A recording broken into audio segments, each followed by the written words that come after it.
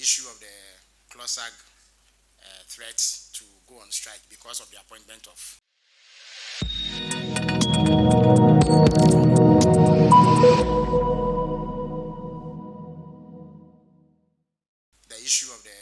CLOSSAG threat to go on strike because of the appointment of CLOSSAG matter. For quite some time, CLOSSAG has been engaging government and insisting that the registrar of the births and deaths registry should be removed and replaced by a civil servant. Currently, the registrar there is Mr. Samuel Adumbotri, who was appointed by the president. CLOSSAG, however, in spite of their demands, have not been able to indicate which legal basis informs the demand they are making. Government has enormous respect for organized labor, including CLOSSAG, and we are willing at every point in time to engage, to dialogue, and find amicable solutions to any impasse or disputes that may arise. We are also very much committed to enhancing the welfare of Ghanaian workers. Indeed, I have only come from the Ministry of Finance, and I'm aware that they are entering negotiations as I speak to determine the minimum wage and the base pay. And this has been done because of government's commitment to ensuring that Ghanaians or Ghanaian workers have decent working conditions. We are also committed to ensuring regulatory compliance so that the work environment for Ghanaian workers is enhanced, is improved, and is one in which they can give off their very best. That said, we also welcome suggestions and opinions from Ghanaian workers through their labor organizations on how we can fine-tune our governance processes. But it must be pointed out that everything that government does must be based on law, must be guided by law. In fact, all of us as Ghanaians are enjoined to carry ourselves and conduct our activities on the basis of Ghanaian law. So when CLOSSAG makes a specific demand for some action to be taken in respect of appointments to certain government organizations, they must do so on the basis of law. So you may ask where the law stands on all of this. We have engaged CLOSSAG. We have made it known to them that we believe that the president has acted in accordance with Ghanaian law. Now, the births and deaths registry does not exist in isolation. It's an entity set up by law and governed by law. Indeed, the most recent law that governs the activities of that department is the Registration of Births and Deaths Act 2020, which is Act 1027. And this act sets out in detail how the activities of that organization are to be conducted. And in fact, when it comes to the appointment of a registrar, who essentially is the head of that department, Section 2 of Act 1027 makes it clear how it ought to be done. The contention of CLOSSAG is that the registrar position is a civil service position. That has to be backed by specific provision in law.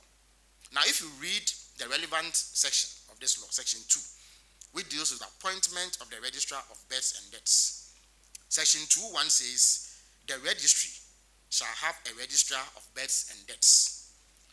Section 2.2 says, the president shall, in accordance with Article 195 of the Constitution, appoint the registrar.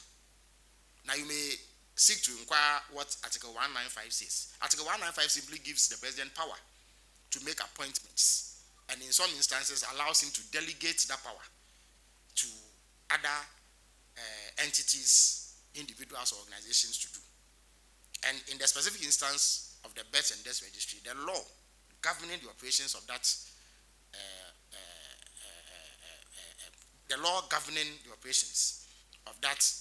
entity spells out clearly who should make the appointment. It says the president. And the president has acted in accordance with the 1992 Constitution. Now, Section 2.3 says, the president shall, in appointing a person as the registrar, have regard to the relevant academic qualification, experience, and knowledge of that person in civil registration. The registrar shall hold office on the terms and conditions specified in the letter of appointment. So, the criteria for that appointment is clearly spelled out in section 2 of this act. CLOSSAG has not questioned the competence of the current occupant of the position of registrar. They only say that he is politically exposed. But I have just read the law to you, and you as journalists, I'm sure, have capacity to dig up this law and read it for yourself. There is nowhere that it is said that the position ought to be occupied by a civil servant.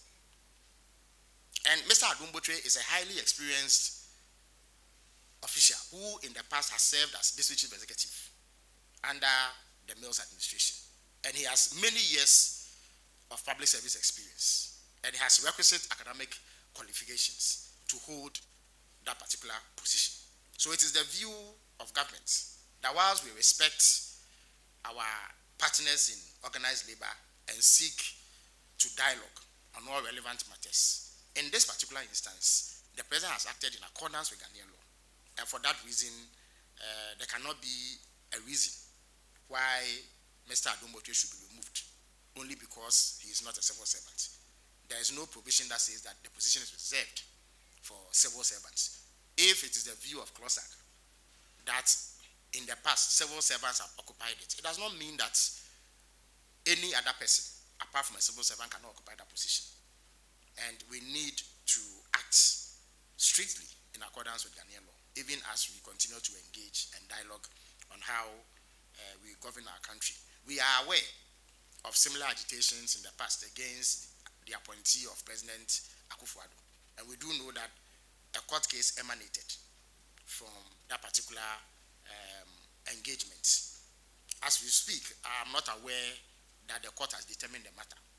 So until this law is revoked or there is judicial pronouncement that says that this particular law is illegal and should be struck down, we believe that the president has acted correctly in respect of the appointment of Mr. Adumbotre. So we would appeal to CLOSSAG to rescind their decision to go on strike.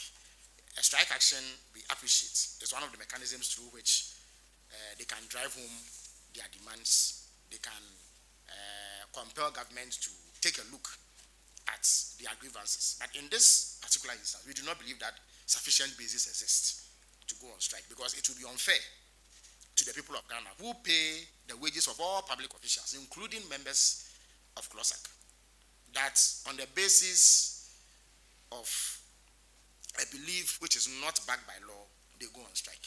I don't think that we'll be doing right by the people of Ghana if that position is sustained. So that will be it for the issue regarding CLOSSAG and the births and deaths registry